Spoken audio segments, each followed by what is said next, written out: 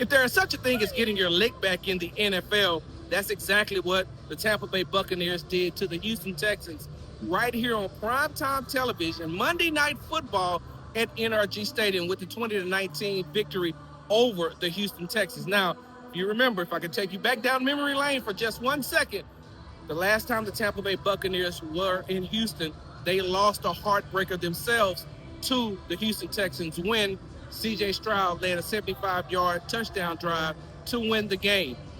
On tonight, Baker Mayfield replicated that by going 11 plays, 80 yards, as Rachaad White went in for a 1-yard touchdown and left the Houston Texans with 6 seconds on the clock. There's a lot to discuss in this game. There's a lot that will be discussed about this game. But the biggest takeaway is the Houston Texans offense has to do better. Yes, I know that Baker Mayfield went 80 yards in 11 plays to win the game against the defense. They even had the Tampa Bay Buccaneers backed up on 4th down, and Baker Mayfield was able to get out of the pocket and rush for 17 yards to put them to keep the drive alive.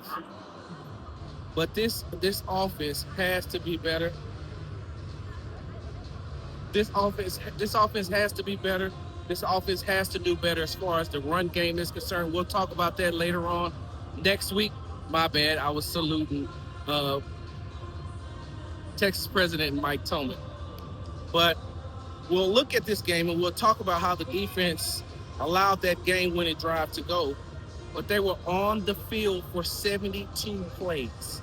That is a lot of plays for an offense. Now, could they have done better in the run game as far as stopping the run game? Yes, they gave up 169 rushing yards to Tampa Bay. Could they have done a lot better job in tackling? Yes, they could. But even with 2 minutes left in the game, they had held the Tampa Bay Buccaneers to 14 points. There's not a lot more you can ask from your defense.